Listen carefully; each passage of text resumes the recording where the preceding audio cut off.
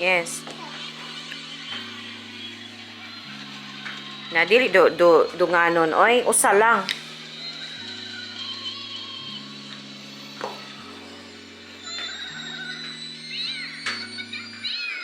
Ana, say hello. Now, good morning. Ana, say good morning. Wala. Nahahas lang to. Ako coffee. Good morning. Ana, say good morning. Oh my God, it feels weird, Buang. What? Vlogging. Yeah? Because I haven't vlogged for a really long time. The videos that I uploaded recently are old videos. Good morning! Ana, say good morning! Ayaw. Ruth and Anna are going to Efteling for the 100th time. Yeah, almost, I think. Mag-Efteling sila. Efteling is a theme park dito sa amin. Amusement park, ganun. Sabi ni Ruth, it's better than Disneyland daw. He likes it more than Disneyland. I don't know, I've not been to Disneyland for a long time. I think so, yeah. So far naman, okay naman yung memories ko sa sa Disneyland. Maganda dun. Pero I also like Efteling. And ako naman, pupunta ako sa House Arts sa doktor. Kasi may ipapacheck po ako. Palagi lang tayong punta sa doktor, no? But before kami pumunta doon, puntahan muna namin yung playgroup ni Anna kasi mag-goodbye kami sa mga teachers niya.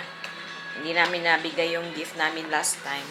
Bakasyon na nila next week, so last chance na namin na makita sila before pa kami umuwi ng Pilipinas.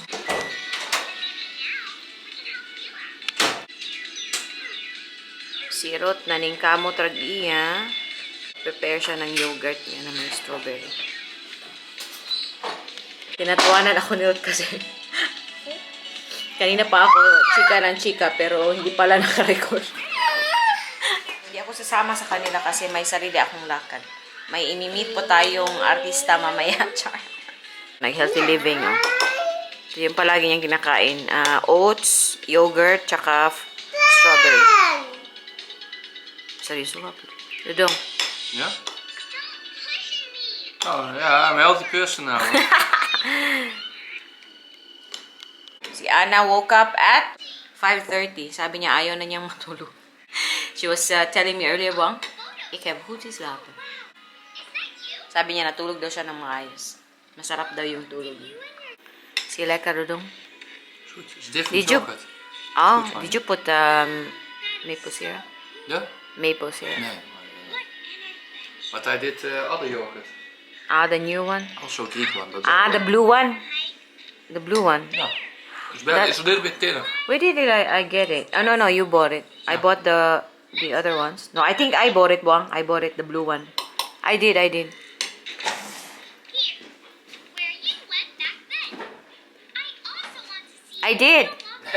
Yeah, echt waar. Yeah, we only have one. I bought it too. Nee, the last two, that's from you. And then I bought one. This is And then we different. have from Lidl too. It's not from Lidl. Nee, not from Lidl. That's okay. Like, you're a little bit old, so you forget things. Yeah, tayo ako nagpalit, I Ana. bought it. Ayan, nasa cellphone na po tayo. Galing na kami sa school ni Ana. Tapos, chika-chika konti. And then yung paborito niyang teacher. Tapos, maiyak-iyak yung kanyang teacher. Kasi sabi ko sa kanila, 2 weeks ago, babalik ako. Kasi nga, vacation nila ba. Mag-visit kami before. Magbakasyon. Yun, hindi ko na-expect na siya ba, parang maiiyak siya. Oh, das lief, Anna, doch? Anna? Yeah? Will you miss your teacher? Will you miss your youth? Nee.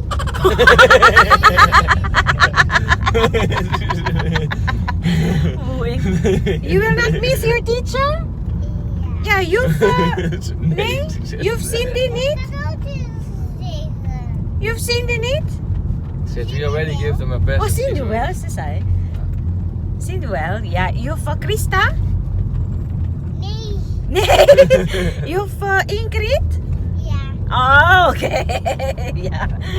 Ayun, kasi paborito niya talaga yung na-mention ko yung mga teachers na yun. So anyways, papunta na kami sa bahay ng aking in-laws. Doon ako maghihintay because my appointment is in an hour. Medyo maaga po ako. That looks Filipino, Papa. She's Thai. Oh, Thai, you know? Opa knows the guy. Ah, A bit. okay. We gaan naar de Efteling, meisje. Oh, jij gaat naar de Efteling. Maar Snel? Nee, kan niet, Anna. Nee, niet. Anna? Kan niet snel doen, Dus meisje. 1, Gusto niya 2, 3. Gusto niya bumilis yung papa niya po. Hoppatee. Nee, Anna, dat is gevaarlijk. Nee, kan niet. 1, 2, 3. Nee, don't let her get used to it. Oh, zeg je? Nee, dat kan niet, meisje. Is druk hier. Kijk. Veel auto's en fietsers hier. See that? Daan tayo sa sentrum namin. Yes! Waar staat? Anna, waar staat? Welke meneer? Daar. Oh, de kermis. Dat is de kermis. Anna has been going since Saturday. Was that Saturday ba when it opened of niet? Ja, Friday? Saturday. Why do I smell something, Anna? I think it's from outside. Yan o, close na dito kasi may fair. May perya po dito. Ja? Kita niyo po dito sa loob. Ja. Hoe zeg je, meisje? Ja, met opa en opa, ja. Ja, niet mam. I think, I'm not sure if Anna booked ko. Maybe she did. Oh, yay. Oh, yay. Ja? Oma wel, hè? Maaga pa po dito, so medyo busy yung daan kasi papunta Ja? yung mga tao sa trabaho, Yeah, yeah. tsaka sa school. Nagbabike po talaga ang mga tao dito. Ako lang ang hindi nababike kasi hindi ako marunong magbike. Yung dala ko palagi yung BMW ko. Char, BMW. Backfits na ito. Ito is i-insert ko itong backfits. Yung tawag dito. Hindi ko alam kung anong tawag sa English. My English is really crap already. Howdo! Ayan, alis na sila. Ako lang mag-isa dito. Wala yung aking English. Pero may ano naman ako. May susi ako sa kanila. Yan, paalis na ako guys. Punta na tayo sa House Arts. So, hindi ko na pala napakita yung yung aso nila. Medyo malamig ngayon. I think uulan mamaya. Malapit lang po ako, mga 10 minutes lang. Hindi po kita pero nakapalda ako ngayon. Yellow na yellow ako ngayon. Sandals yellow.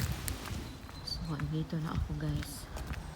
Balikan ko na lang kayo ulit pagkatapos.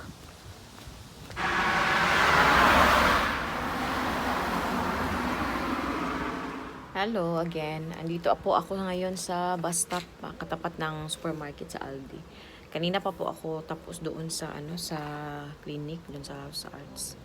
Wow, clinic. Yeah, GP. Pina-check ko po yung yung likod ko kasi may siya, may cyst ba. So sabi niya okay naman daw. Wala naman daw walang problema. So yung bus ko is in 30 minutes, matagal pa guys, pero ayokong maglakad kasi malayo to. Pwede sana siyang lakarin pero may lakad kasi ako mamaya. Kung maglalakad ako, mga 1 hour din siya guys. Magandang exercise sana pero baka ako sa oras ba. Baka tawag dun. Ma-short ako sa oras kasi nga may lakad ako mamaya. Lang ako, pumunta ako sa supermarket saglit kasi may 40-50 minutes ako. So parang tagal kong maghihintay kaya na lang ako ba. Grocery na lang ako kasi mahaba pa yung oras ba before dumating yung aking bus. Yan pinamili natin kanina. May tinapay. Pakita ko, i-haul ko mamaya. Hindi mainit today and malamig siya. Usab lagi ang kulay sa bus. Parang kulay yung bus. Dito na yung bus ko guys.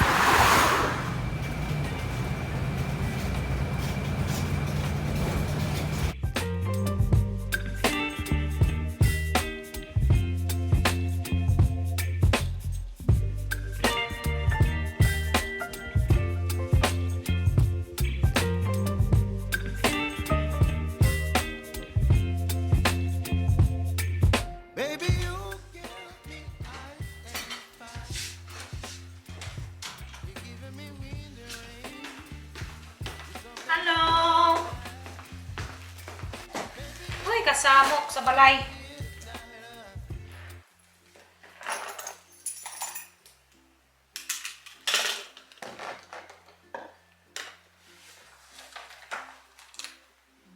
Color ni Ana.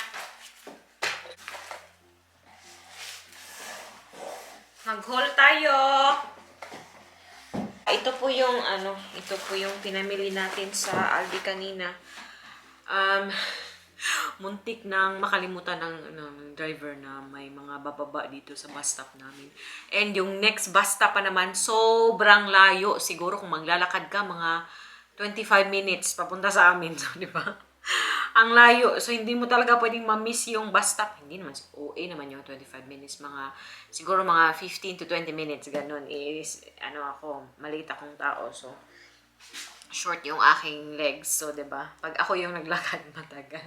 Muntik na niyang makalimutan. Sabi niya, so nag-sorry siya sa kanina sa mga pasahero. So, anyways, ito po yung pinamili natin. Kumuha ako ng bread. Ito siya. Dito sa amin, ang choices namin pag gusto namin makatipid at okay yung quality, pumupunta po kami sa Lidl. Kaso yung Lidl is quite far from our place. So, if we drive, it'll be about 15 minutes from our place. So, medyo malayo siya. So, minsanan lang kami pumunta doon, yung talagang maramihan yung aming grocery. Pero pag medyo konti-konti lang, dito kami sa Yumbo palagi. Pero, yung Aldi talaga, mas mura ba? Hindi naman grabe yung difference, pero mas mura siya. So, ito, may ako dito, may Tiger White Bread. And ito din para doon sa aming CR.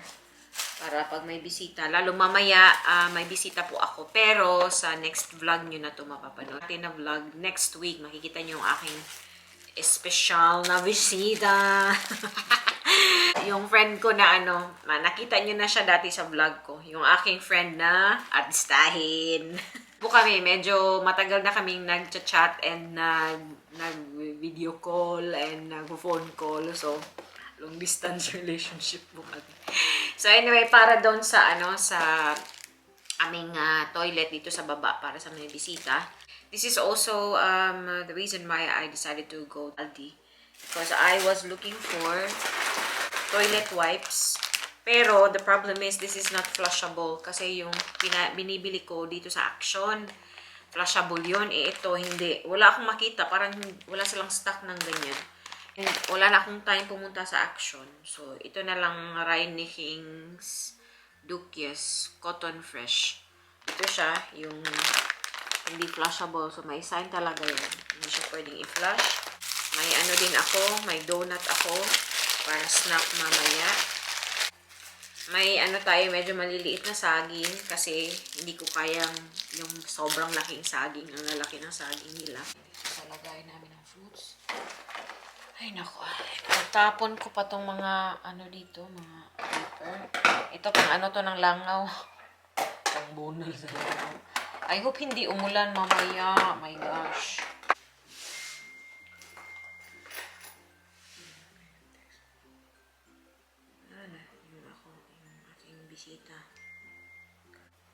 Nag-text yung aking bisita. Ano pa naman siya dadating? 11 pa dito and dadating siya mga 2 o'clock sa Dinbo. So, I have to take the bus at 1 o'clock, I think. Kayo guys, pag nagta-travel kayo or like within the Philippines or abroad, ano yung usually ginagamit yun for navigation? Kasi kami, para sa akin, sobrang handy ng Google Maps.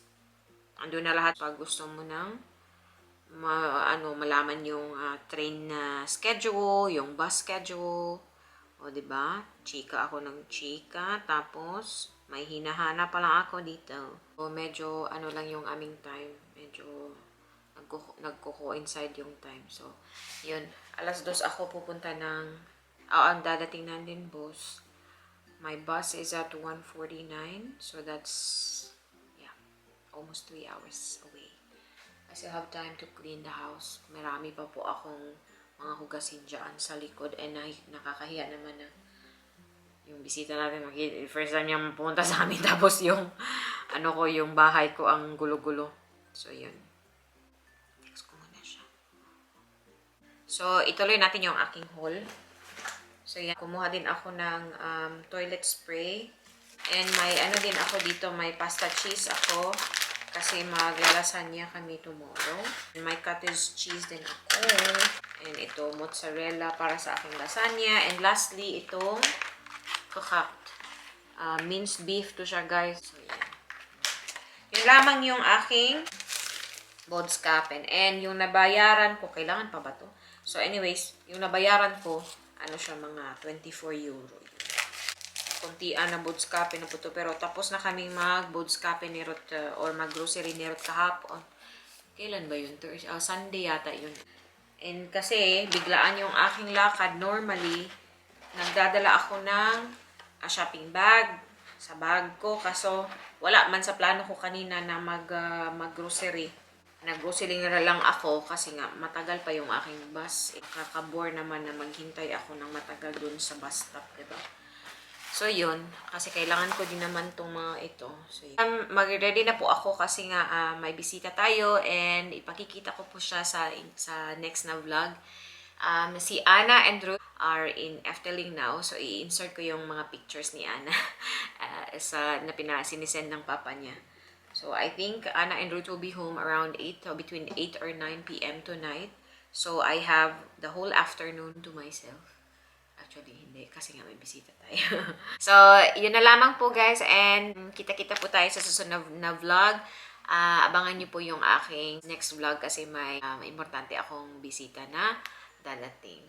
So, yun lamang. Maraming salamat. Mush, mush, babush.